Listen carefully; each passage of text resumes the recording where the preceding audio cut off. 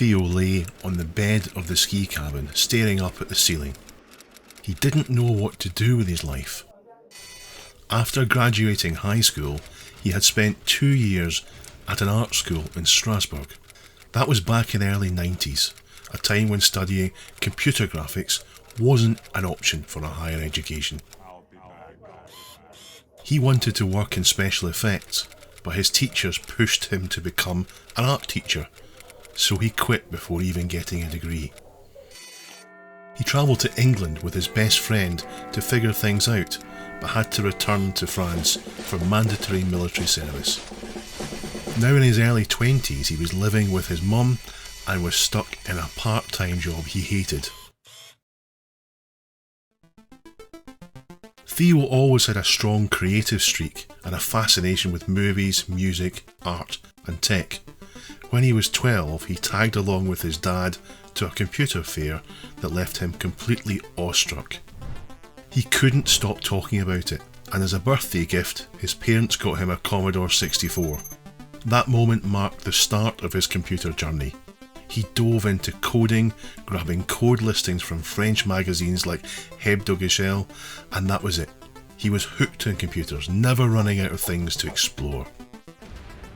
By the end of the 80s, following several incomplete game projects, he delved into music, collaborating with a friend on 2 personal albums.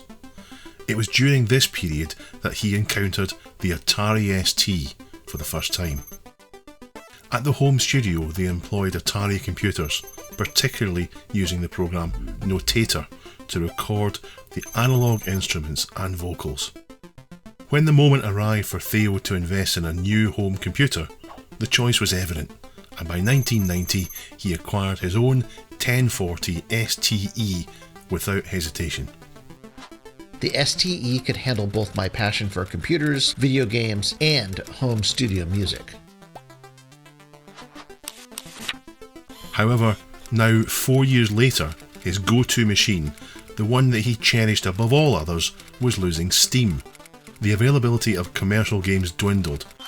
So while he was gazing at that ceiling under the snowy French Alps, TR Buzz, Theo's moniker, knew he had to take matters into his own hands.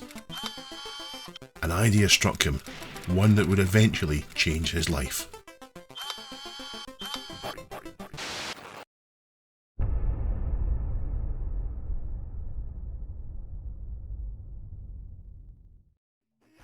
In August 1992, Midway unveiled its notorious fighting game, Mortal Kombat.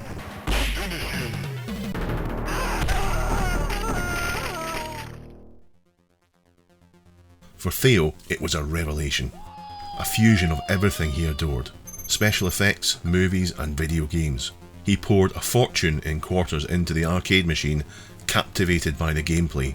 However, a year later, it became evident that Acclaim had no intentions of adapting it for the Atari ST.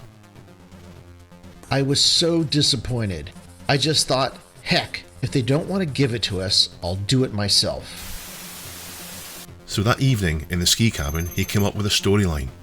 Drawing heavy inspiration from Stephen King's novel The Running Man, he crafted a lore envisioning a live television show. Fighters from diverse backgrounds would battle for their lives within this narrative. The lore hinted at a more realistic universe, portraying real individuals engaged in televised combat where the stakes were high. The fighters could face actual mortality. From the beginning, I wanted to make a game that felt like Mortal Kombat visually, with digitized characters and in gameplay, but not a simple clone. Mortal Kombat wasn't groundbreaking in its use of digitized images in video games. As early as 1988, Williams introduced Narc, an action shooter using a technique derived from the Amiga platform where live actors were filmed and digitized. By the early 1990s, Williams, now rebranded as Midway, secured the rights to the immensely popular Terminator 2. This game showcased an evolved version of the digitization technology pioneered in Narc. When artist John Tobias and programmer Ed Boon pitched their concept for a versus fighting game to Midway, they were keen on leveraging the company's digitization capabilities. Live actors were filmed and seamlessly translated onto the computer screen, laying the foundation for what would become Mortal Kombat. However, Mortal Kombat was a high-budget endeavour. The question remained, how could something similar be achieved in 1994 on an Atari ST? I honestly didn't know how Mortal Kombat was made. Video games weren't much of a subject in the media back then, and even the dedicated video game magazines didn't spend much time explaining how studios actually worked. But in the end, it seems I did exactly the same as Midway. Theo had already conceptualised some characters for his game, ultimately selecting two: Terry, a charismatic movie star, and Kato, a skilled warrior monk. Drawing inspiration from iconic figures like Johnny Cage and Raiden from the Mortal Kombat franchise, Theo set out to bring these characters to life. Armed with his trusty Grundig VS155 camcorder, Theo began filming his long-term friend BM Swan in full VHS glory against the backdrop of a large beige wall. Clad in nothing but white pants and a bare chest, Swan performed different stunts to embody the essence of Kato. Theo, with his passion for home bodybuilding, found himself perfectly cast for the role of Terry, the game's protagonist. Once filming wrapped, Theo utilised the digitizer device and software package VidiST to transfer the footage from VHS to his Atari ST. He imported the images in Dega Elite, painstakingly removing backgrounds and adding colours to bring the characters to life. The graphics were then organised onto sprite sheets with black and white masks used to ensure transparency where needed. Despite the extensive post-production process, which took forever, Theo's love for computer graphics made the effort more of a labour of love than a burden. Already in his early teens, Theo dabbled in game development on the Commodore 64, attempting an ambitious Olympic Games project with a friend.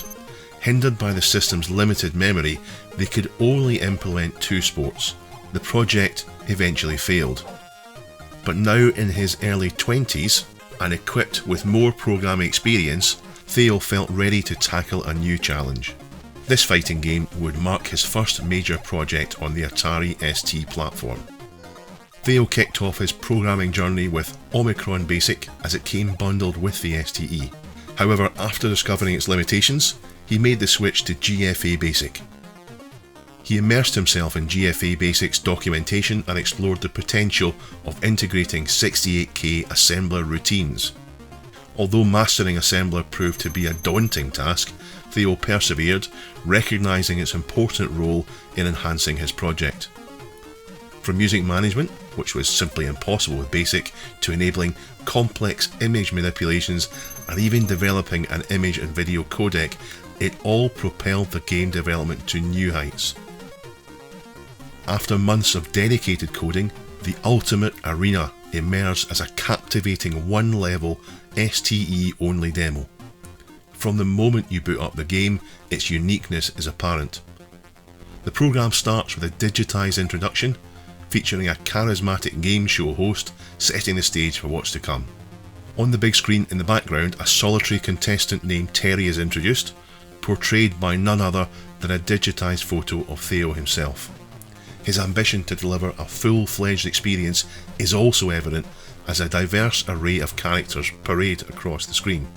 There's Arvester, reminiscent of a Terminator, Joe, straight out of Raiders of the Lost Ark, and Kate Small, portrayed by an uncredited real-life friend of Theo. And finally, the enigmatic Kato emerges as Terry's adversary. The two digital music tracks were composed by BM Swan himself using Notator and Theo's Roland keyboard, an instrument he bought a few years back with money earned as a job as a paperboy. The demo was distributed through IFA magazine, a reverse black and white order catalogue featuring all things PD and shareware in France. Players loved the bold features, the big digitized sprites of the combatants, and the beautiful backdrop of the volcano level, paying homage to Mortal Kombat's iconic pit stage. Crafted from a digitized image and polished in Dega Elite, it even boasted his own fatal cliffhanger. The digital SFX were also created in-house, and for the first time we had a versus fighting game with blood and lots of it.